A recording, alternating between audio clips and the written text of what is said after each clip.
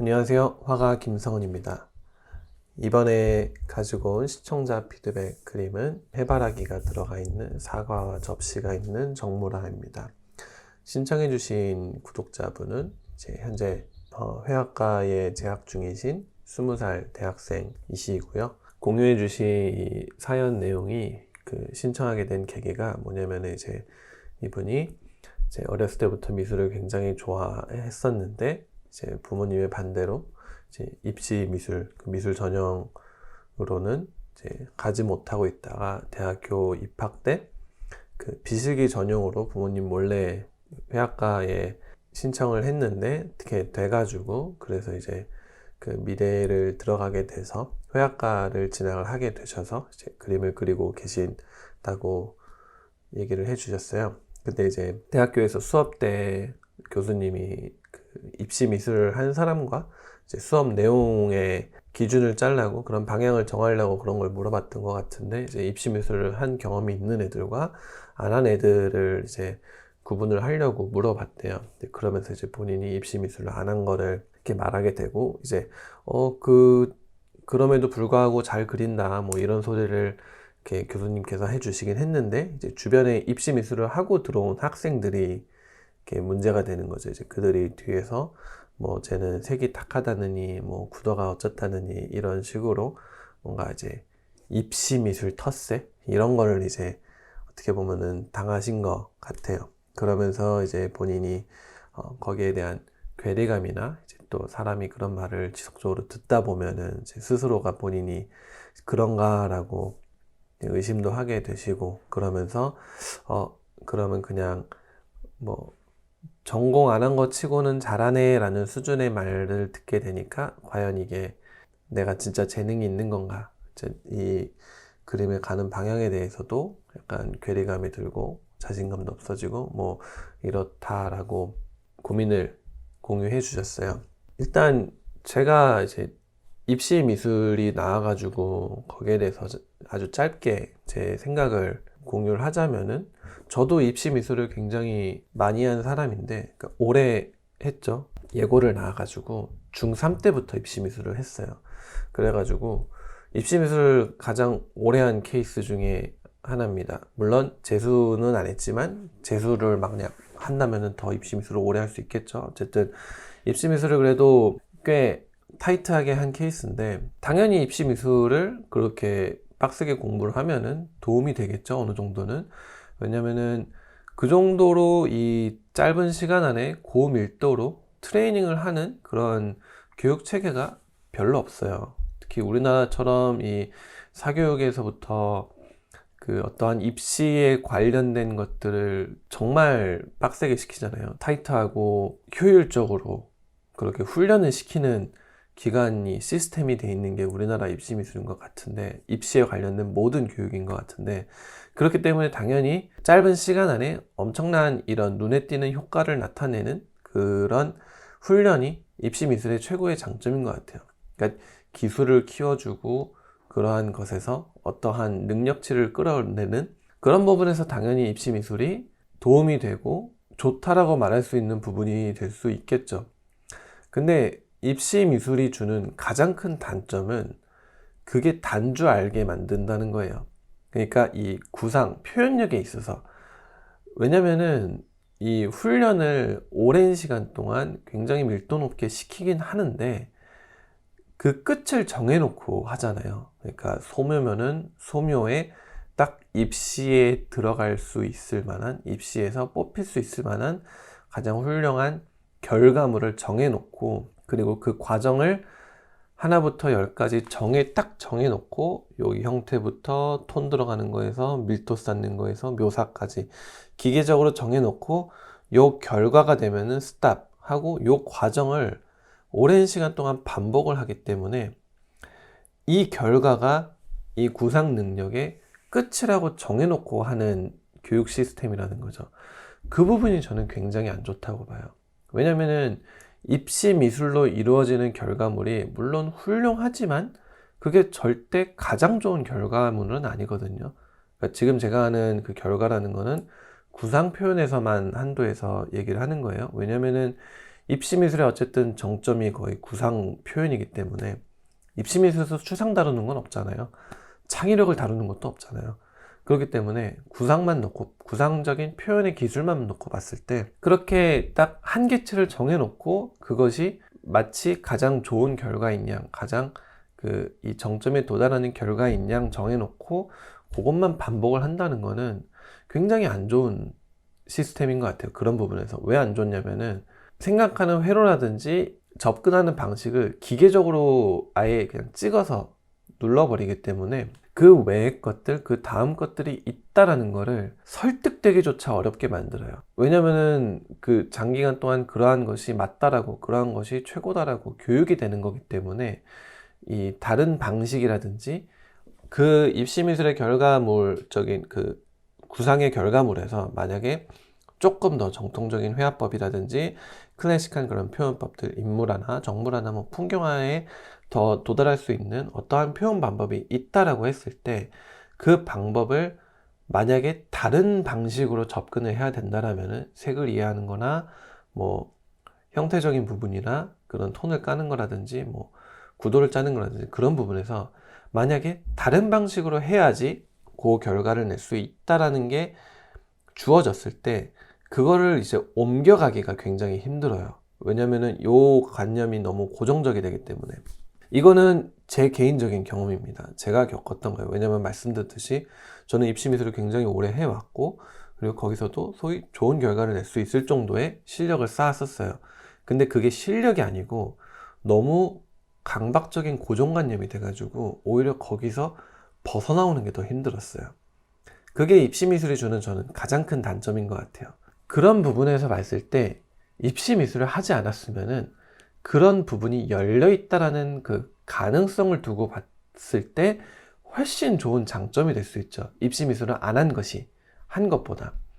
근데 한국에 있는 이 교육 시스템과 대학교를 지나서 회화가 나아가고자 하는 그런 그 회화 시장의 진출 방향만 두고 봤을 때 굉장히 컨템플러리 그 근대 미술로만 가기 때문에 그 이상의, 그러니까 입시 미술에서 얻어진 이상의 구상 표현을 요구하지를 않아요. 뭐 대학교 수업 때 뭐 어떤 식의 대학의 수업을 하는지 제가 잘 모르겠지만 갤러리 측만 보고 봤을 때 이 포토리얼리즘으로 가는 게 아니라면은 거의 대부분 추상 쪽으로 빠지기 때문에 그 이상의 구상 능력을 요구하지 않아요. 그러다 보니까 그 입시 미술에서 얻어진 구상 그 테크닉적인 능력이 이제 최고인 거예요.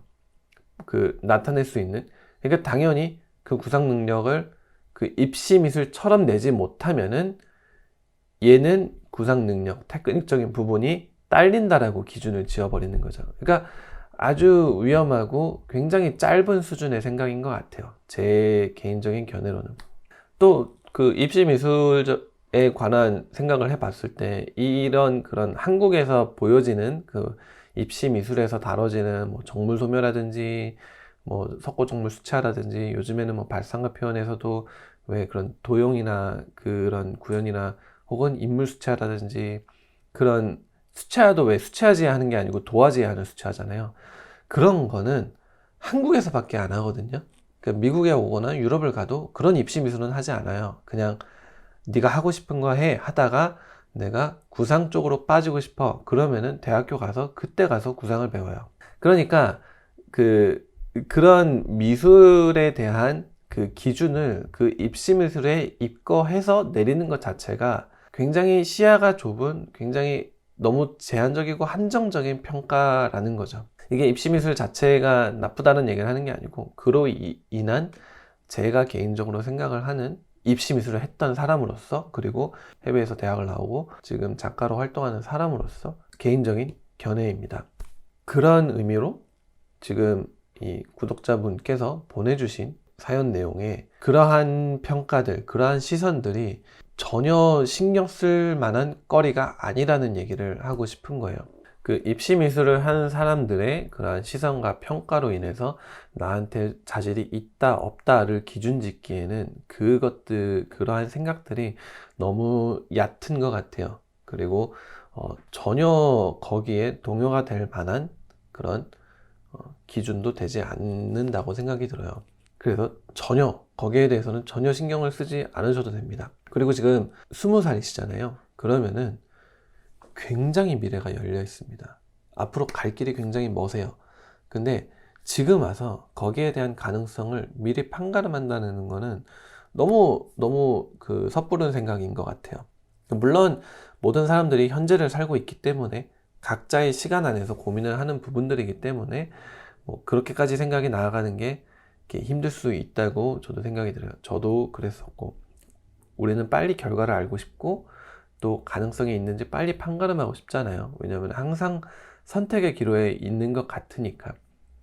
그래서 아무래도 그런 제3자들의 평가라든지 어떠한 확신이라든지 그런 걸 계속 갈구하는 것 같은데, 제 개인적인 의견으로 딱 봤을 때는 전혀 그런 고민을 할 만한 수준은 아니신 것 같아요.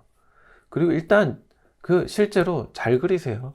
그 입시 미술이라는 게 말씀드렸듯이 그러한 테크닉적인 거를 발전시키는 굉장히 고강도의 훈련인데, 그런 훈련을 통하지 않고도 이 정도의 형태력과 이 정도의 표현력을 가지고 있다는 거는 거의 지금 독학 수준인 거잖아요. 뭐 대학교에서 뭐 얼마나 대단한 걸 배우셨겠어요. 뭐 모르겠어요. 대단한 걸 배우실 수도 있겠지만 입시 미술보다는 덜 빡셀 것 같아요. 그 강도 수준이.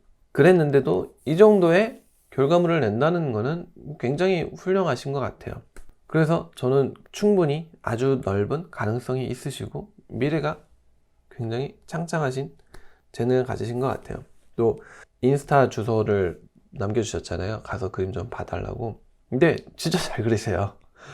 솔직히 약간 뭐야, 입시 미술을 안 했는데 이 정도면 입시 미술 한 나는 뭐야 라는 생각이 들 정도로 재능이 있으신 것 같아요. 그 뒤에서 누가 쟤는 입시 미술도 안 했는데 저 정도야 그러면은 그거는 100% 질투입니다.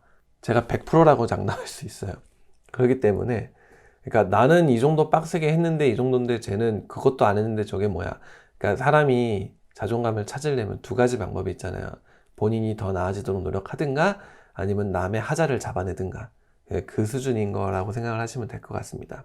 그래서 이제 본인이 가지고 있는 장점을 옳게 발전시키는 거, 거기에 집중을 하시면 좋을 것 같아요. 가지고 있는 장점과 내가 좋아하는 것들, 내가 관심 있는 것들에 조금 더 관심을 많이 가지시고 어느 방향으로 갈 것인가 라는 그거를 고민하시면 좋을 것 같아요.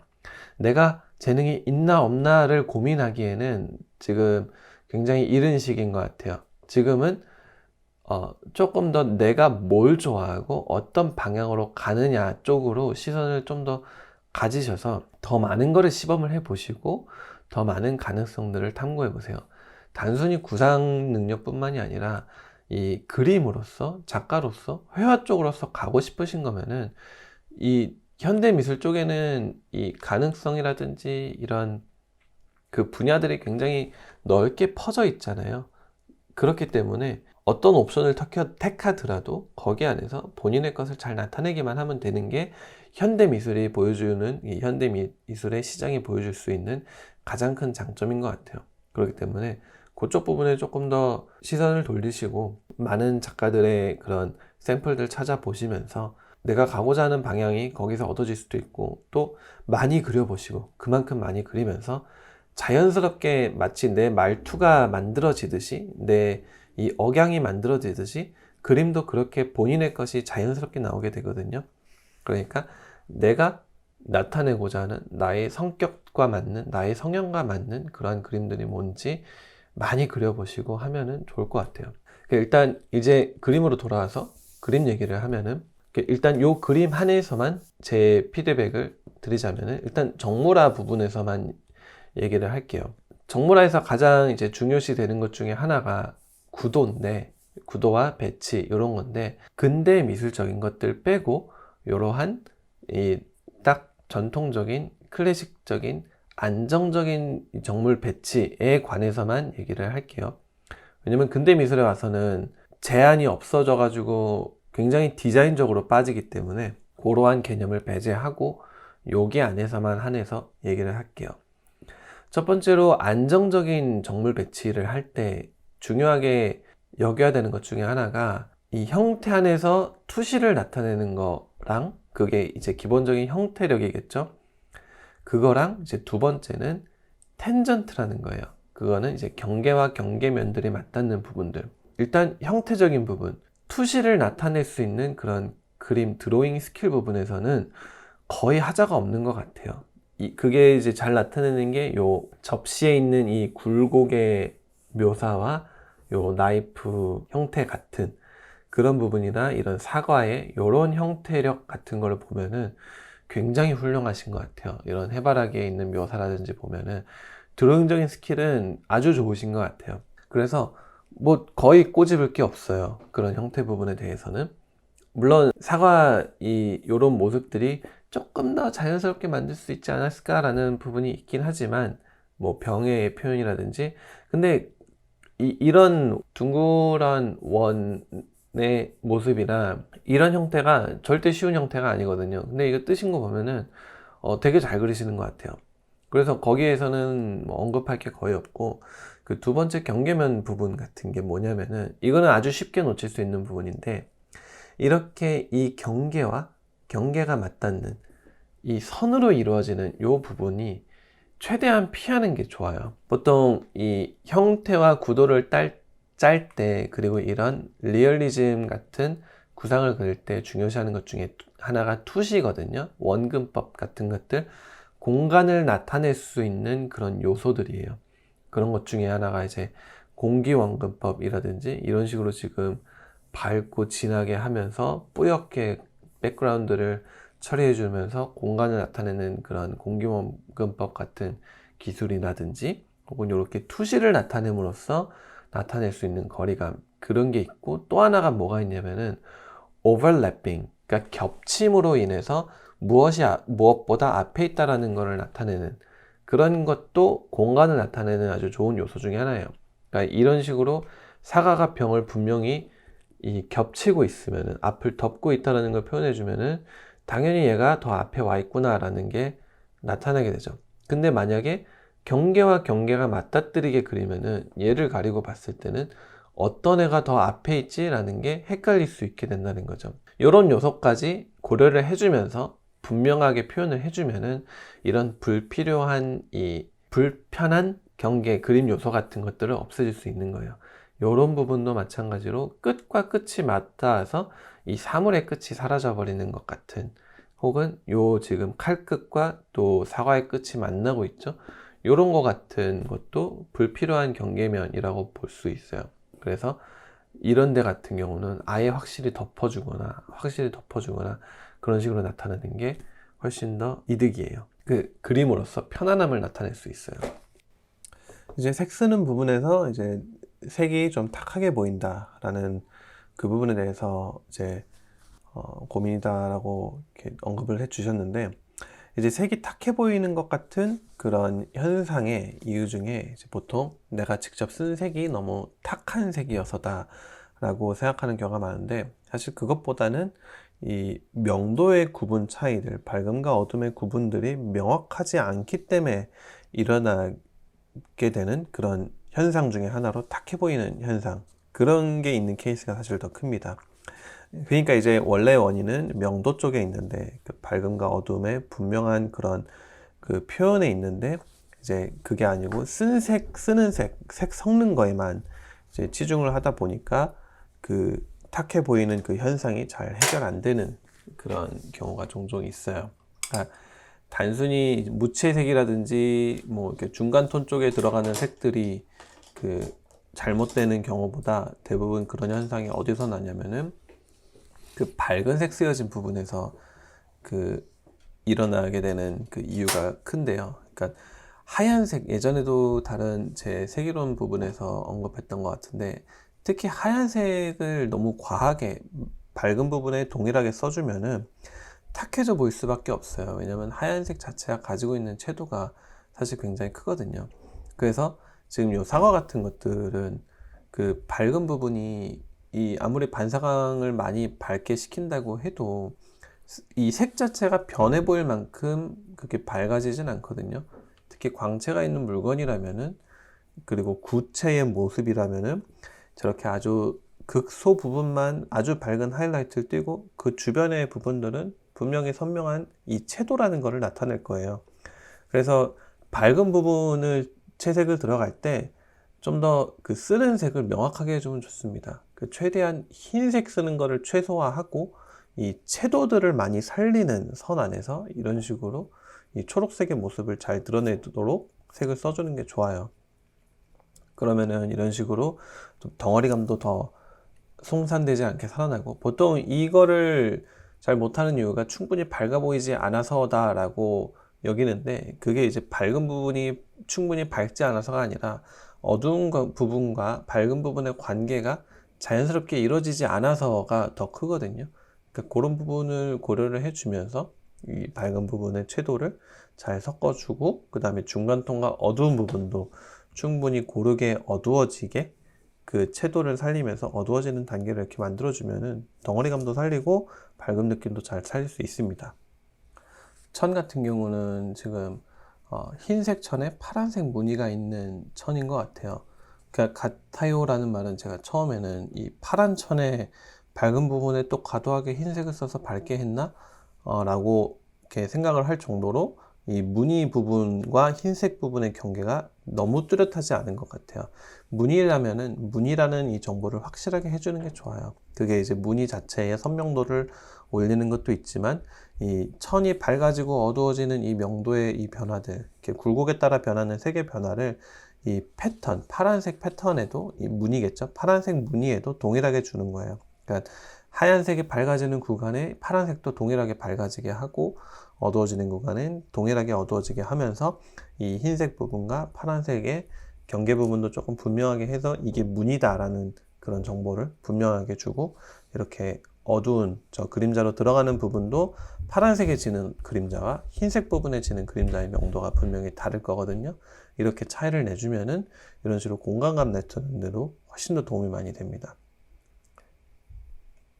또 이 흰 천이 이 테이블이라는 굉장히 그 직각적인 그런 구조물 위에 이 꺾여지는 거기 때문에, 이 천이 꺾이는 부분에도 그 밑에 구조물의 이 모습을 어떻게 꺾이는지에 대한 그런 각도를 잘 나타낼 수 있도록 이런 식으로 일정하게 밝은 부분을 이렇게 직선적으로 잘 만들어주는 게 좋습니다.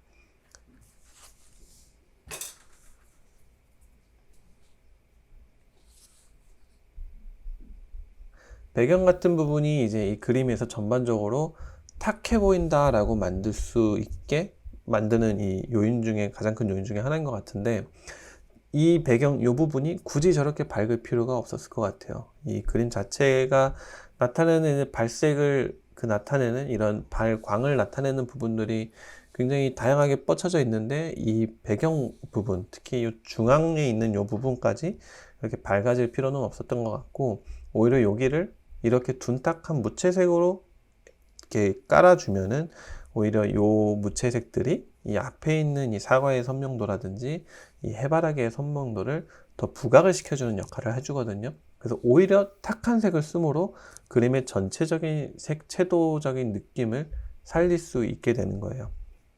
그리고 이 중간중간에 쓰여진 이 흰색 그 라인 같은 그런 스크래치 같은 모양들은 아마 이 뭔가 빛에 관한 그런 느낌적인 것들을 표현을 하려고 하셨던 것 같은데, 조금은 과하게 느껴진다고 해야 되나?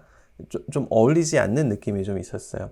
그런 부분은 물론 시도해보고 이렇게 한번 이런 거 저런 거 그 실험적으로 해보는 거는 좋은데, 이왕 하실 거면은 조금 더 목적성을 가지고 또 거기에 관련돼서 분명하게 어디서부터 어떻게 시작되고 어떤 이 역할을 가지게 되는지를 고민을 하면서 써보시면 좀 더 좋을 것 같아요. 그것보다 그냥 약간 느낌을 내기 위해서 좀 랜덤한 듯이 그냥 던지는 거는 오히려 좀 과하다라는 느낌을 줄 수 있게 됩니다. 이 풀잎 부분에도, 이 해바라기 녹색 부분에도 밝은 부분들이 되게 비슷한 수준의 흰색들이 좀 과하게 많이 쓰여서 이런 데도 약간 탁한 느낌들이 좀 있었어 가지고 이런 식으로 초록색의 채도를 최대한 살림으로 칠을 해주는 거예요. 이 녹색을 만든, 노란색을 사용을 해서 만든 녹색이 충분히 밝지 않다라고 느껴지면은 거기를 이제 흰색을 더 써서 밝게 하는 게 아니라 오히려 어두운 데를 더 어둡게 해주면 돼요. 혹은 중간 톤에서 어두워지는 쪽에 이러한 명도를 조금 더 넣어주면은, 이렇게 어두운 명도를 넣어주면은 이런 식으로 대비가 살아나면서 밝은 부분이 흰색을 충분히 쓰지 않고도 이렇게 밝게 살아나듯이 보입니다.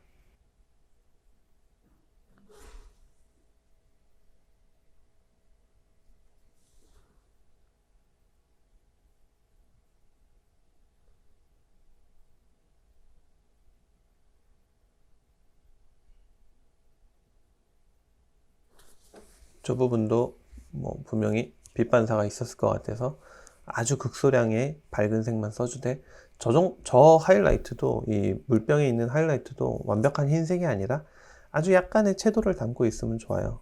아주 약간의 노란색이나 그런 붉은빛을 가지고 있으면은 이렇게 구멍이 뚫린 것처럼 보이지 않고 이것이 빛이 반사된다라는 느낌을 줄 수 있습니다. 유리병이니까 아마 앞에 있는 사과도 조금 반사한 그런 반사체가 보였을 것 같아서 이렇게 조금 넣어줘 봤고요. 그 외 빛이 좀 반사된다, 요게 지금 밝은 빛이 퍼지고 있다라는 느낌 내주고 싶으면은 이런 식으로 배경에 그 물체 바로 옆에 직접적으로 그 색에 관련된 채도를 조금 넣어주면은 이런 식으로 빛이 퍼지는 것 같은, 이렇게 밝아짐이 더 극대화돼 보이는 효과를 내줄 수 있어요. 또 이런 뒷배경 같은 경우도 그 오른쪽과 왼쪽이 비율이 맞게끔 확인을 해주면서, 이런 부분은 되게 쉬우면서도 놓치기 쉬운 부분이거든요. 그러니까 신경을 써서 잡아주면은 그림의 최대한 하자를 없애는 데 도움이 되죠. 네, 여기까지 완성했습니다. 제가 준비한 영상은 여기까지고요. 도움이 되셨으면 하네요.